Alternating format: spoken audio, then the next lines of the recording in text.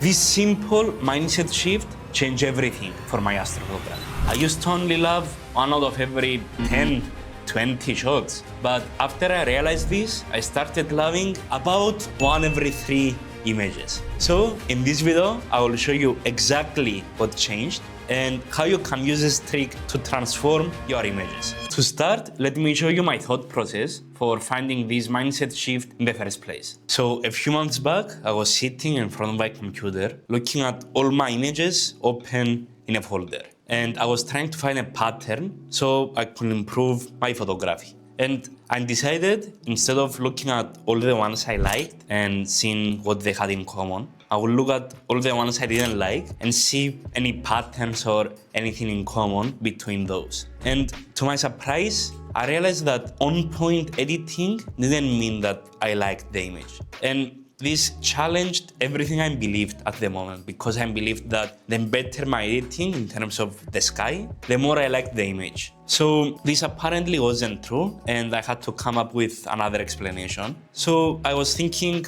yeah, maybe composition. But there were some examples of good compositions that I actually didn't really like the editing on the image, and as a result, the image overall. So I thought maybe it's the combination of editing and the composition as well.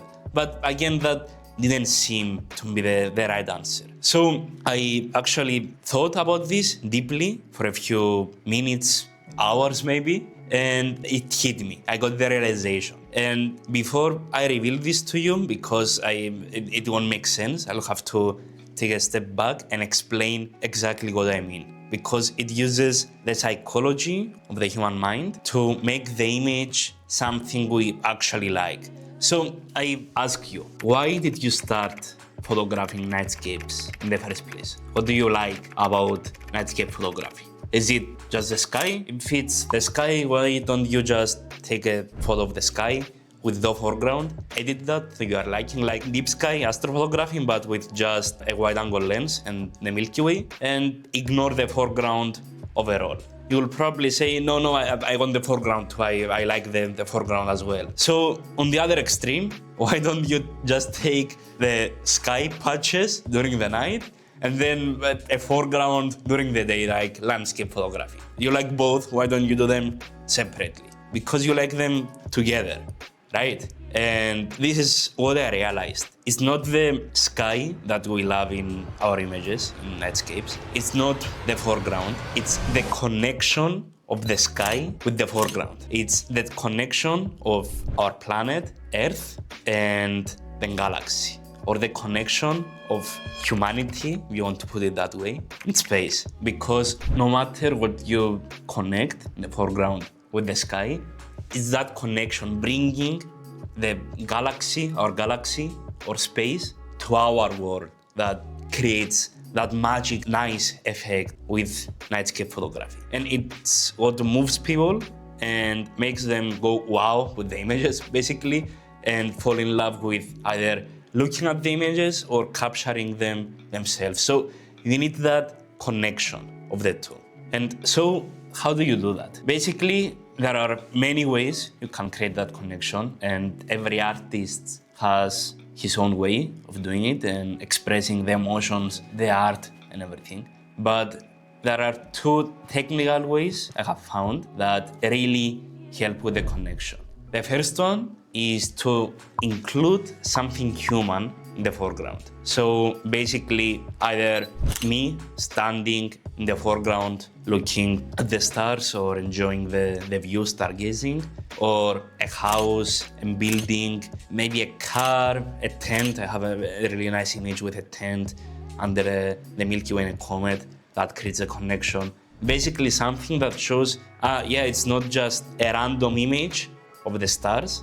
It's actually an image of the stars that someone, a human or something, an object that relates to a human, was there looking at it. Because suddenly, bam, it makes it real. It makes it relatable to us. Otherwise, if nothing is there, nothing humanity related, and it's just a landscape, a mountain, and the Milky Way on top, yeah, it is kind of human because it relates it to our planet, but the effect is 10 times stronger when you have something actually human-made or a human under the Milky Way or under the stars in the image. And something I have never tried because I didn't get the chance is having an animal in there. So keep that in mind if you want to try it. But using something human will always help create that connection.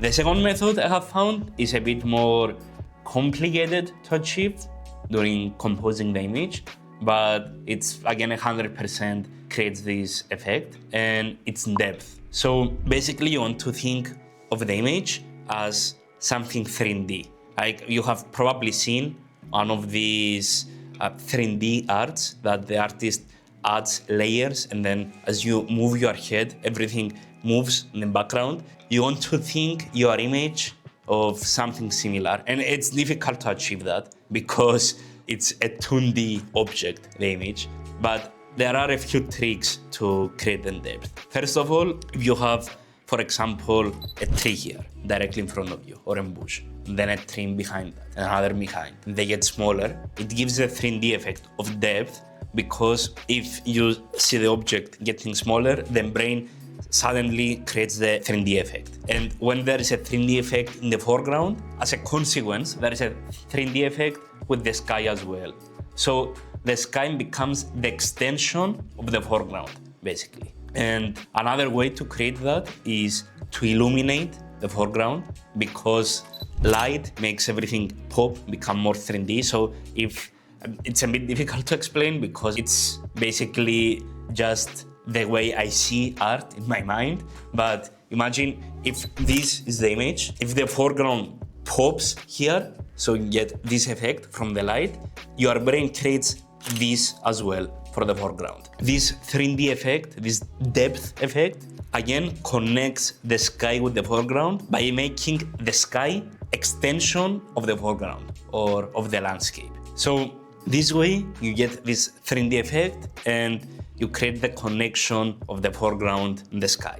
And to be able to capture images that use these two effects that I talk about, you have to be able to plan your images. If you show up at the location and just randomly capture a patch of the sky that apparently the Milky Way is there, and then you move it downwards and capture whatever foreground you see, this effect won't be there, and you won't be able to move people with your images, or you will actually do it once every 100 images accidentally. So if you want to properly learn how to plan your shots so you create images you are actually proud of, watch this video next.